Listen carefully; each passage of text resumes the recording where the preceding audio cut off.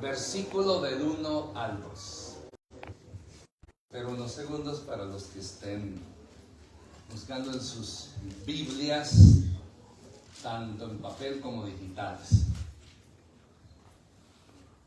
Romanos capítulo 2, versículo 1 al 2 dice así la palabra de Dios. Así que, hermanos, os ruego por la misericordia de Dios, que presentéis vuestros cuerpos en sacrificio vivo, santo, agradable a Dios, que es vuestro culto racional. No os conforméis a este siglo, sino transformaos por medio de la renovación de vuestro entendimiento, para que comprobáis cuál sea la buena voluntad de Dios, agradable y perfecta. Padre, gracias por tu palabra, que es bendita para siempre. Gracias, como siempre te lo he dicho, por el privilegio, Señor, de darme, de predicarme. Habla nuestras vidas en el nombre de Cristo Jesús. Amén. Puede tomar su asiento.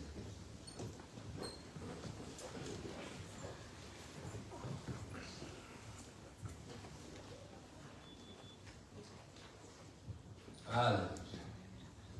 El día de hoy estaremos hablando sobre el compromiso que como hijos de Dios debemos de cumplir. Recordemos, ¿verdad?, de que hemos comenzado una serie sobre el compromiso de la entrega y el compromiso del cristiano. Pues aquí, como miramos, ¿verdad?, tenemos un compromiso, porque la vida cristiana no es parcial, es total. Por eso es menester que vivamos conforme a las demandas de la palabra de Dios. Cuando hablo de la vida cristiana parcial y también total, me refiero a las personas que toman el cristianismo a la ligera, que lo ven como pues algo tradicional, habitual, pero no hay una entrega total en ello, no hay un sacrificio como dice el texto leído, no hay por el contrario, se conforman como dice aquí. No os conforméis a este siglo, se adaptan a este siglo, se adaptan al sistema mundano, satánico que controla este mundo. Tristemente esa es una realidad. Más adelante veremos el por qué lo estoy diciendo. Por eso hoy, en el día de hoy, quiero hablarles sobre este tema. El llamado al compromiso total, no parcial, total. Para hacer una poquita la diferencia, una persona que está comprometido con Dios parcialmente, casi no ora, no lee la Biblia tampoco, no se congrega, no aporta económicamente a la obra de Dios, a misiones y otras áreas. Ese es un cristiano con un compromiso parcial, no completo, no de lleno. En cambio, un cristiano con un compromiso total, todos los días ora, lee la Biblia, se congrega lo más que pueda, aporta generosamente a la obra de Dios, sin esperar que le caiga el pedazo de techo. ¿Se acuerda la semana pasada? Que le pegue y para que levante la mano, ¿no? Y cuando se hace de corazón, cuando se hace con amor, cuando se hace con devoción. Entonces esa es la diferencia. En otras palabras, como ya lo he puesto en el pasado, un cristiano comprometido parcialmente es un convencido. Un cristiano comprometido totalmente es un convertido. La diferencia, conversión versus convicción. O sea, cree, pero no vive la vida cristiana como la palabra de Dios nos lo indica. Por eso el día de hoy vamos a ver esto. Les dije que íbamos a tomar temas serios, temas exhortativos, temas que llamen la atención, y lo bonito es que es la palabra de Dios la que habla. Yo nada más la uso, yo soy el instrumento que la transmito. Yo puedo en cada culto darle su regañada y bien bonito, gritarles, quizás alzar la voz y todo eso. No es mi tipo. Mi mentor era el tipo de pastores que desde el púlpito bombardeaba y regañaba. y fuerte. Ya nomás para decirles, cuando la gente no hacía caso, ¿sabe qué decían? ¡No sean burros! Y tanto que lo decía ya la gente, en vez de decir amén, aleluya, hacían...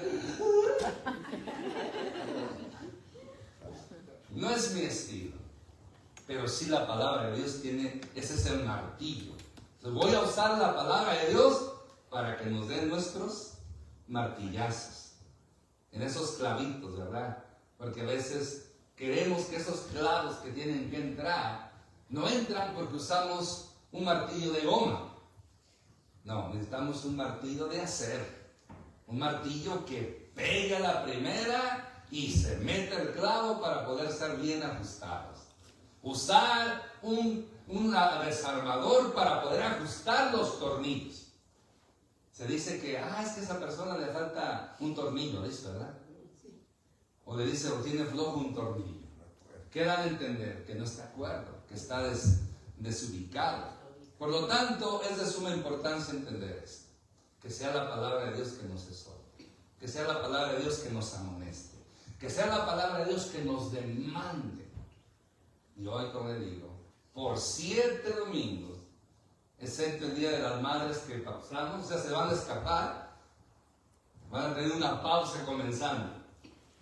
Porque el Día de las Madres, pues no vamos a martillar, vamos a dar honra a las mamás, las vamos a acariciar, las vamos a abrazar, las vamos a besar espiritualmente hablando.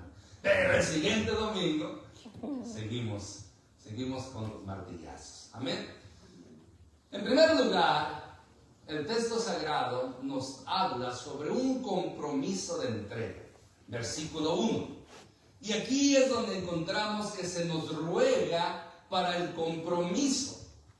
Así que, hermanos, como dice el apóstol, ¿cómo escribe? Os ruego. ¿Qué palabra para nosotros los creyentes? Aquí, él enfatiza y hace un ruego, una petición amorosa. Mire cómo les llama, hermanos. Así que, como diciendo ya anteriormente lo que miramos, os ruego, les suplico. Cuando una persona ruega es porque está diciendo algo sumamente importante. Cuando una persona ruega es porque está emocionada, está tocada, tiene un sentimiento bueno hacia las personas por las cuales él está rogando. El apóstol Pablo amaba a los hijos de Dios, a los que conocía y aún los que no conocía, porque el Espíritu Santo en cierta manera se estampó en la palabra de Dios sus palabras para ser de bendición para nosotros. Os ruego, quiere nuestro bien. Cuando rogamos es porque es una necesidad premiante. Rogamos para que Dios escuche, pero en este caso, Él no le está rogando a Dios, nos está rogando ¿a quiénes? A nosotros, a los cristianos, por nuestro bien. Te ruego que no pases por ese lugar, vas a sufrir daño. Te ruego que no hagas esto, mi hermano, mi hermana, porque va a haber consecuencias drásticas. A eso se refiere. Y por eso él dice, así que hermanos, os ruego. Y mire lo que usa. Usa algo muy, muy importante. Por las misericordias de Dios. Considerando las misericordias de Dios. Como diciendo, tomen en cuenta tantas misericordias que Dios nos ha dado. Tantas misericordias que experimentamos día tras día, porque dice su palabra que cada mañana son nuevas sus misericordias. Y es por sus misericordias que estamos aquí presentes. Es por su misericordia que hablamos, que vemos, que oímos, que caminamos. Quizás no 100% como antes, pero aquí estamos, gloria a Dios. Es por la misericordia de Dios. Es por lo que Él ha hecho en la cruz del Calvario, podemos beneficiarnos de tantas misericordias cada día. Amén. Y surge la pregunta, ¿cuáles son esas misericordias? Bueno, yo enumeré 7 misericordias de Dios. 7 misericordias de Dios que debemos tener en consideración para que nos lleve a un compromiso de entrega total a nuestro Dios. Vamos a verlas rápidamente. La primera de ellas, podemos decir que es la misericordia que le podemos poner la justificación. La justificación. Esta obra de salvación es muy importante. ¿Qué es la justificación? Nosotros en términos humanos entendemos que justificación es justificar a una persona de algo que hizo y lo perdonamos. O podemos decir, alguien, usted está esperando, usted tiene una cita importante con esta persona. Es importante que llegue. Si no llega, esta persona a esa reunión va a haber consecuencias. ¿Entendemos hasta ahí? Pero no llega a tiempo. No llegó a la hora. Llegó 10 minutos tarde. Que 10 minutos tarde para usted y para mí son valiosos. Amén. Amén. Usted ya está molesto. Está molesta. Ya nomás está esperando que llegue para aplicarle la ley.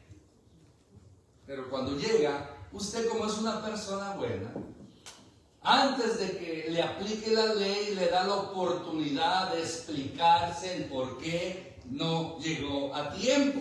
Esa es una persona con buen corazón. Una persona con mal corazón, desde que entra lo acribilla y no lo deja hablar por las razones y ¡pum!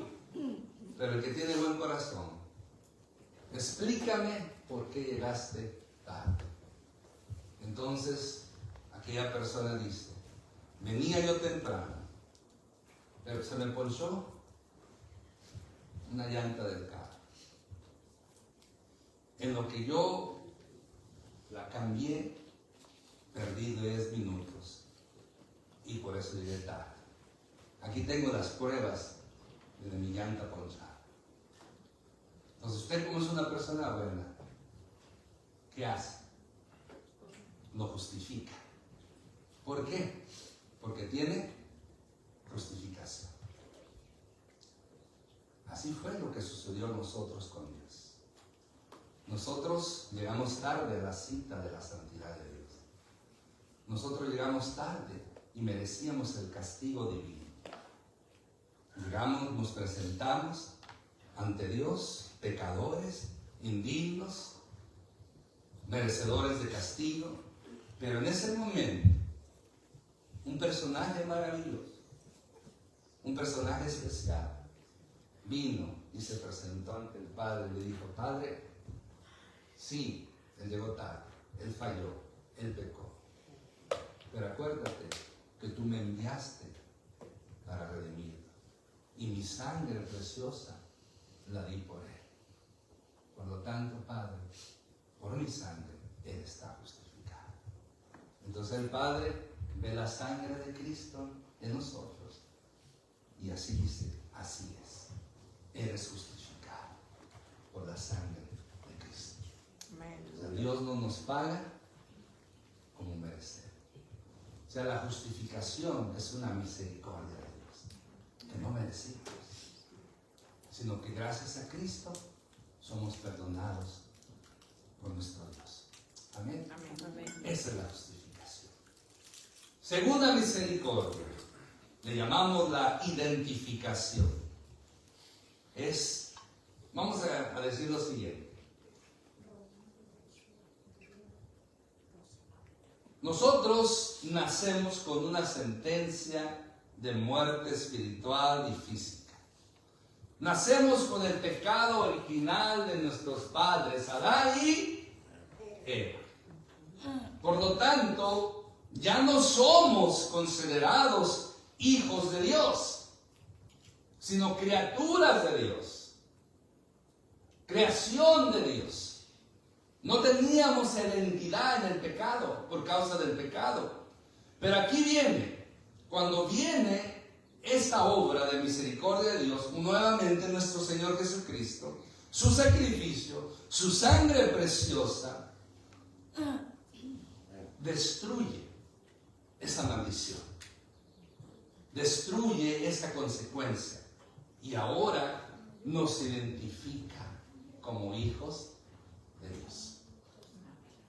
A lo suyo vino, dice Juan capítulo 1, versículo 11 y 12. A lo suyo vino y a los suyos vino y los suyos no le recibieron. Mas a los que le recibieron, les dio, a los que creen en su nombre, les dio potestad de ser hechos hijos de Dios. Ahora tenemos identificación. Somos identificados como hijos de Dios. No como pecadores, no como impíos, sino somos hijos de Dios. Es un título maravilloso. Eso es lo que se llama la adopción. Estábamos muertos conforme al pecado, pero en Cristo Jesús ahora estamos vivos. Tenemos una identidad. Somos valiosos. Esa es otra misericordia de Dios. La tercera misericordia de Dios bajo la gracia, no bajo la ley.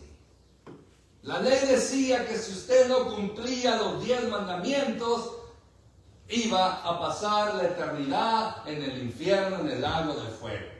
¿Quién puede cumplir los 10 mandamientos? Nadie, nadie.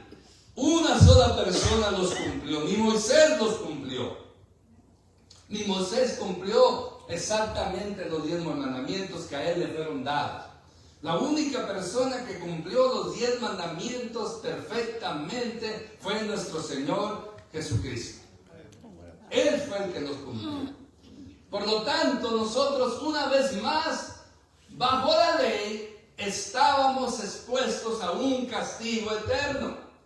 Pero aquí es donde viene otra misericordia de Dios, que por gracia nos salvó. Porque no es por obras, sino por la fe en Cristo Jesús. El apóstol Pablo también escribe a los Corintios: porque ya conocéis la gracia de nuestro Señor Jesucristo, que por amor a vosotros hizo pobre siendo rico, para que vosotros en su pobreza fueses enriquecidos. ¿Cuántos ricos hay aquí? ¿Cuántos millonarios hay aquí? No estoy hablando millonarios económicamente. Ya les dije la vez pasada que para que usted y yo seamos millonarios tenemos que tener mínimo $1,000,000. Sé que algunos de ustedes ya casi le llegan, pero todavía no lo somos. Todavía les falta. A nosotros nos falta como 999,000, como sea. Pero ahí vamos, ahí vamos. Dólares, de pesos ya. Quizás ni de pesos lo cumplimos, ¿verdad? El punto aquí es que no tendremos posesiones materiales, muchas, pero somos ricos en Cristo Jesús. Somos ricos por la gracia de Dios. Él se hizo pobre siendo rico, para que usted y yo, que éramos pobres espiritualmente, fuésemos enriquecidos. Por eso somos ricos. Somos ricos, amén. ¿Quién es el hombre que más rico del mundo en la actualidad? ¿Cómo se llama? Yo me lo dicen, yo ni me grabo el nombre de este señor. ¿Cómo se llama? Elon, el que hizo Tesla, es el más millonario.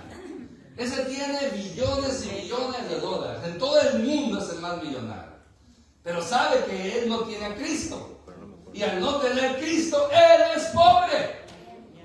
En cambio, los pobres materialmente que tenemos a Cristo, somos ricos. Amén.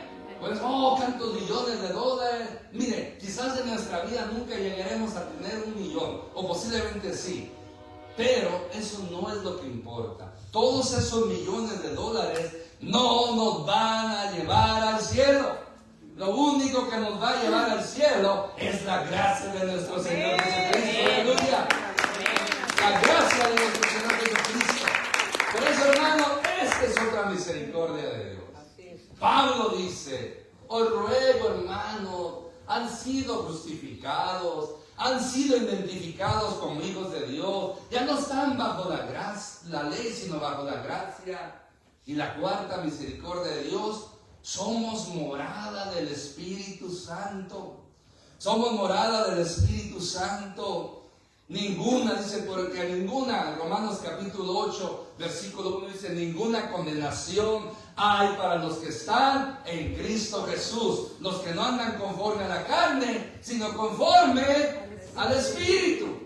Somos morada del Espíritu Santo, el que ha puesto un sello. Por lo tanto, hay liberación de la ley del pecado, testimonio de nuestra calidad de hijos y herederos.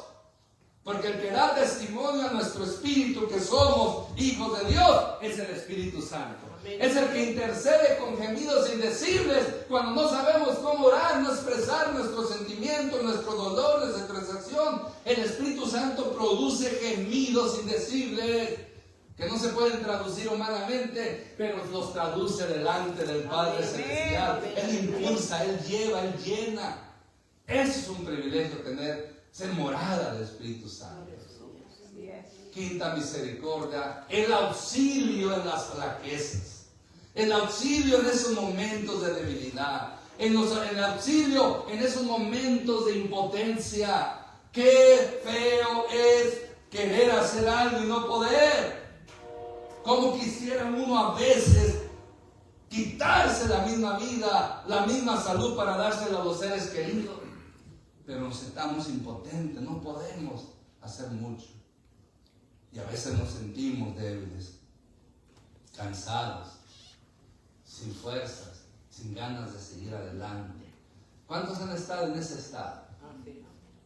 Todos hemos estado en esos momentos difíciles, en esos momentos de flaqueza, de debilidad, de impotencia, en cualquier sufrimiento presente, en nuestro camino hacia Él. Pero mire, aquí es donde tenemos la ayuda de Dios. Él es nuestro auxilio. Él es nuestro pronto auxilio en nuestras tribulaciones. Ya has escuchado de El progreso del peregrino, ¿verdad?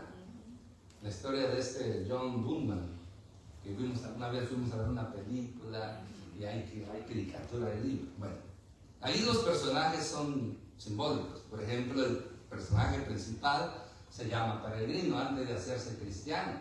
Entonces hay otros personajes como el señor vanidad, el señor evangelista, el sabio conforme al mundo, está también fiel, el fiel, y está también auxilio. Entonces dice que peregrino iba con flexible. Imagínense qué compañero. Flexible. ¿Saben qué es un flexible, verdad? Que peregrino le habló y le dijo que su libro, que era la Biblia, le decía que tenía que salir de su ciudad, que era la ciudad de la destrucción, hacia la patria celestial. Y como flexible era fácil de convencer, lo convenció sin ningún problema. Y dice, yo voy contigo. Y ahí van caminando hacia la patria celestial. Pero en el camino se descuidan y caen en el lodo cenagoso. Bueno, sea como sea, flexible alcanzó a salir. No fue el que se hundió tanto como peregrino. Y al salir, digo, ¿sabes qué? Si apenas comencé a caminar contigo hacia ese lugar que tú dices, y nos espera así sufrimiento, yo no quiero nada, me regreso a mi ciudad. Ese es el flexible, que en cualquier problema, necesidad, se da por vencido. La suerte de peregrino no fue la misma, no podía salir, sino se estaba hundiendo. Pero se acordaba que alguien le había dicho, creo que el señor evangelista, cuando tenga necesidad, clama. Y él empezó a decir, auxilio, socorro, ayúdenme. Y en eso llega otro personaje, le tiende la mano y le saca y dice, me llamo auxilio. Fui enviado para ayudar. Y cada vez que tú necesites mi ayuda, nomás grítame y yo vengo a ayudar. Bueno, allí simboliza que ese es nuestro Dios. Y cuando estamos en la flaqueza, en el problema, en la debilidad, y elevamos nuestra alma a Él, clamamos a Él, Él nos oye y nos hace sacar del pozo de la desesperación. Amén. Amén. Como dice el Salmo 40, pacientemente esperé en Jehová, y Él oyó Mi clamor. y se inclinó a mí y oyó mi clamor. Me hizo sacar del pozo de la desesperación. Luego puso mis pies sobre peña y enderezó mis pasos. Verán estos muchos y temerán y confiarán en Jehová. Puso en mi boca un cántico nuevo, alabanza a mi Dios. Qué hermoso, ¿verdad?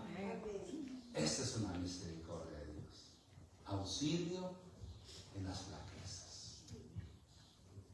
Sexto, elección divina. Nuestro llamado. Mire, nuestra conformidad final a la imagen de Cristo como sus hermanos. El propósito definido de Dios en el cual los creyentes son glorificados a los ojos de Dios. Hemos sido elegidos. ¿Cuándo? Desde antes de la fundación del mundo. Desde antes que existieran las cosas en el universo. Donde solamente existía Dios Padre, Dios Hijo y Dios Espíritu Santo. Desde allí Dios Padre planeó redimir a la raza humana. Planeó escoger de toda la humanidad a todos aquellos que confesaran el nombre de Cristo Jesús. Amén.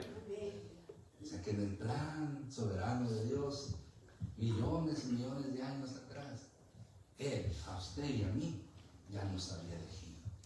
No sin haber arrepentimiento, no sin haber nuestra parte de arrepentirnos y confesar a Cristo como Señor y Salvador, porque la elección, la salvación es para todos. Los únicos que la reciben son aquellos que confiesan a Jesucristo como Señor. Amén. Ahí está la clave. No es para todos.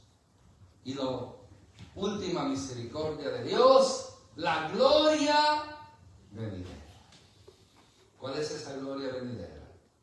Cuando Cristo venga en gloria, dice un canto, yo no me voy a quedar. ¿Cuántos se acuerdan de ese canto? Los que son de mi época.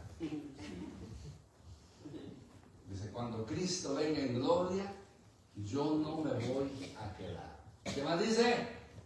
Y seremos levantados con poder a la nueva Jerusalén. A ver que sí me los acuerdo. Eran coritos con unción, hermosos, preciosos, que hay muchos, los de hoy en día les falta para poder llegar a ser con esa unción que tenían estos coritos. Bíblicos, evangélicos, ¿verdad? Cuando Cristo venga en gloria, yo no me voy a quedar. Y lo dice, y seremos levantados con poder hacia la nueva Jerusalén. Esa es la gloria venidera. Cuando lo hagamos así. Aleluya. Y todo gracias a la misericordia de Dios. Bueno, pues Pablo nos está diciendo que tengamos ese compromiso de entrega total. Nos ruega por la misericordia de Dios. O sea, ¿cuáles son esas misericordias de Dios? Hemos sido justificados. Hemos sido identificados como hijos de Dios. Estamos bajo la gracia y no bajo la ley. Somos morada del Espíritu Santo. Tenemos el auxilio de Dios y hemos sido elegidos para un día irnos con Él en su patria celestial. ¡Aleluya! A estas os ruego por estas misericordias y muchas más. Yo nada más enumeré 7. Pero hay muchas más. Vida, salud, economía, esposa, esposo, hijos, todo son por la misericordia de Dios. Todo lo que somos, todo lo que tenemos es gracias a la misericordia de Dios. ¿A quién damos la gloria por ello? La alabanza y la adoración. Solo Él la merece. Solo Él es digno de él. Pues Pablo nos dice, os ruego por estas misericordias. Y nos ruega que respondamos a la misericordia de Dios. ¿Y cómo podemos responder a la misericordia de Dios? Mira, primero nos dice el versículo, presentando nuestros cuerpos, que presentéis vuestros cuerpos. ¿Por qué nuestros cuerpos? ¿Por qué no el alma? Bueno, yo que creo que Pablo aquí menciona, al decir cuerpo, está mencionando todo el ser completo del ser humano. Ese cuerpo hermoso que usted y yo tenemos. ¿Nomás mi esposa? A ver otra vez. Amén. Ese cuerpo hermoso que tenemos. Amén. Quiere Dios que lo presentemos a Él. Amén. Que nos entreguemos a Él con este cuerpo hermoso. Amén. Ahora, no estamos hablando de la hermosura física, la hermosura del alma, la hermosura interior, nuestra alma. O sea, nuestra mente, nuestras emociones, sentimientos, cuerpo, nuestro espíritu debe ser presentados a Él.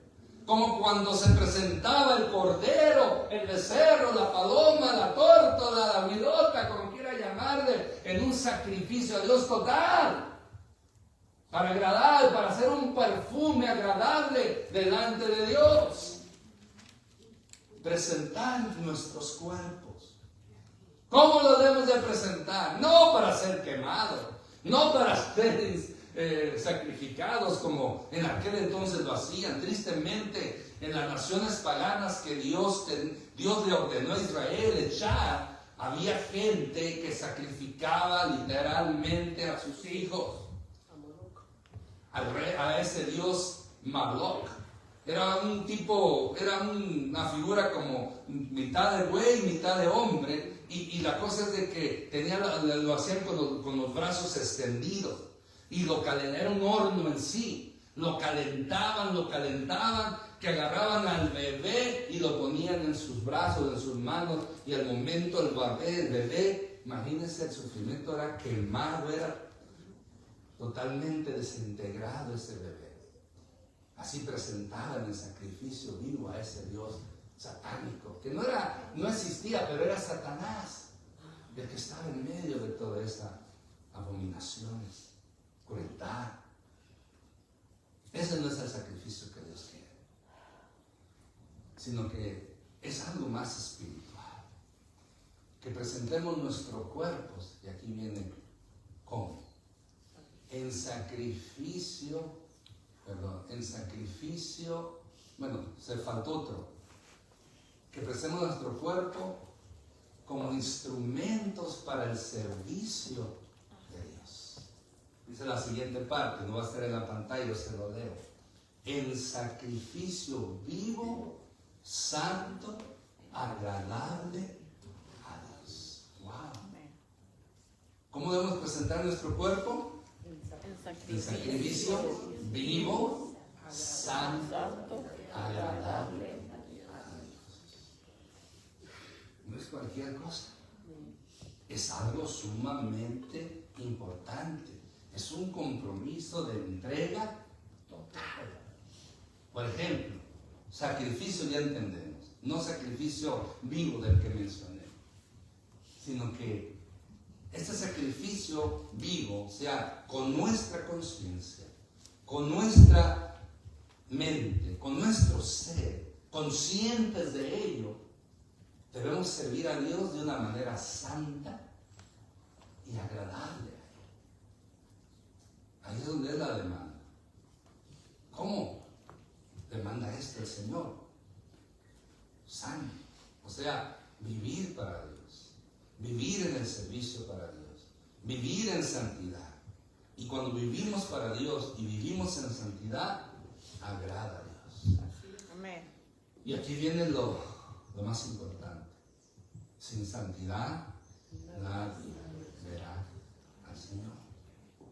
Si en esta tierra no andamos santamente o tratamos de vivir en santidad, no importa cuánto tiempo tengamos en la iglesia, no vamos a poder ver a Dios. Y al no ver a Dios, los únicos, ¿sabe dónde van a estar los que no van a ver a Dios? En el infierno, en el lago del fuego. Sí, van a ver a Cristo en el juicio final, pero una persona que muere, que no ha andado en santidad, que muere, no ve a Dios, automáticamente es enviado al infierno.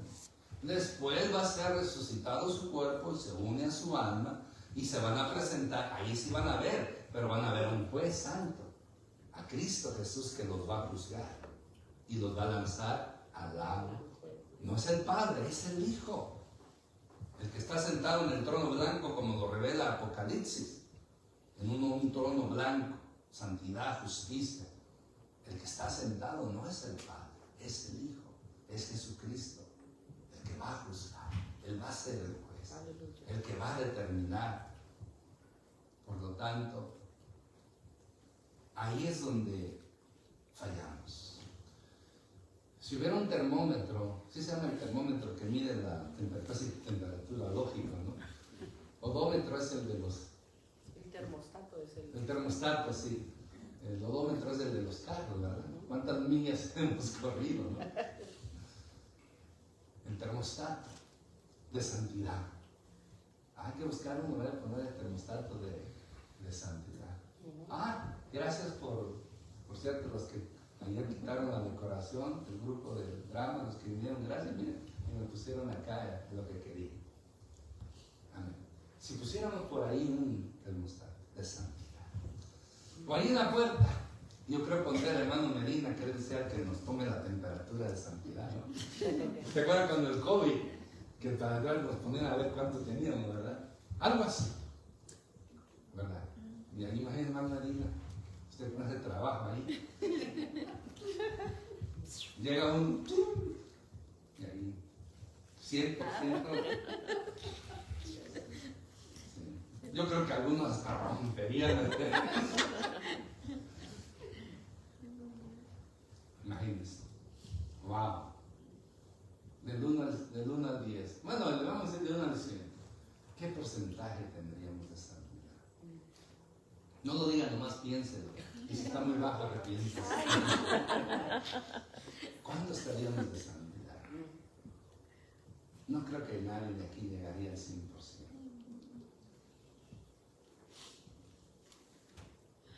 Ya nos hice pensar, ¿verdad? Estamos en el proceso. Correcto. Nadie va a llegar al 100%. Pero es un proceso que el Espíritu Santo está haciendo en nuestra vida. El que comenzó la buena obra en vosotros, la terminará hasta el día de Jesucristo.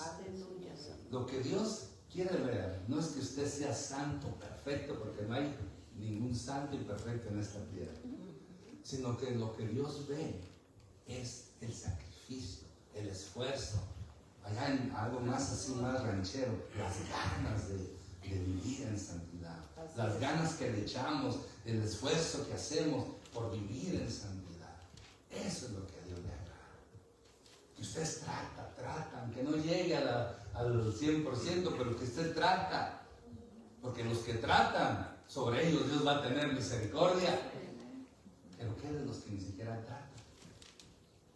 Ya la misericordia de Dios no se les va a aplicar a ellos. Por eso, presentar nuestro cuerpo en sacrificio vivo, santo, agradable a Dios. Y la tercera, que es nuestro servicio espiritual. El texto sagrado dice que es vuestro culto racional.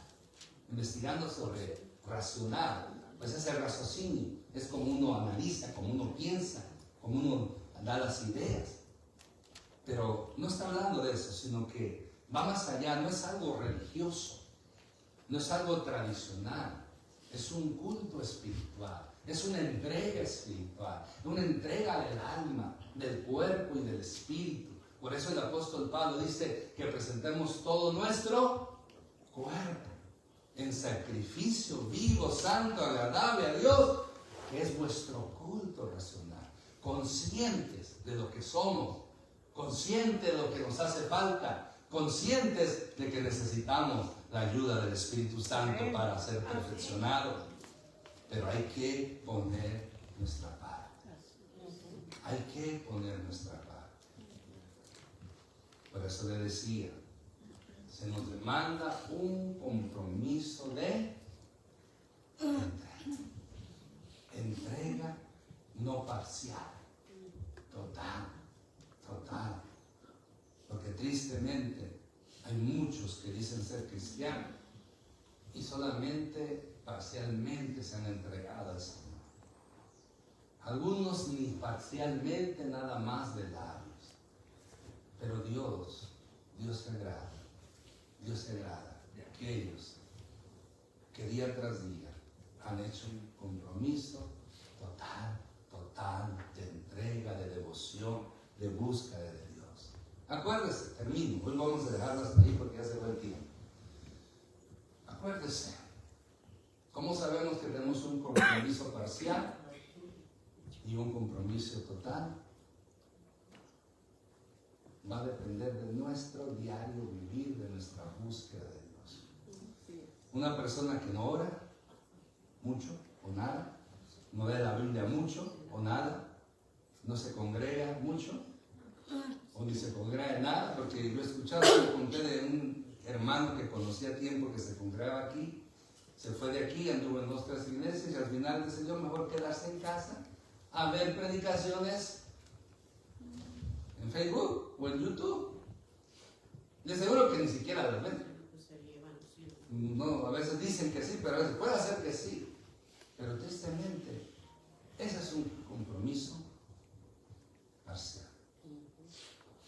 Un compromiso total es cuando se ora todos los días, cuando se lee la Biblia todos los días, cuando se congrega y cuando uno hace cosas para la gloria de Dios, como hablar de Cristo, como orar por los necesitados, como extender la mano, como ayudarnos mutuamente, comprobar, practicar el amor de Cristo a las personas.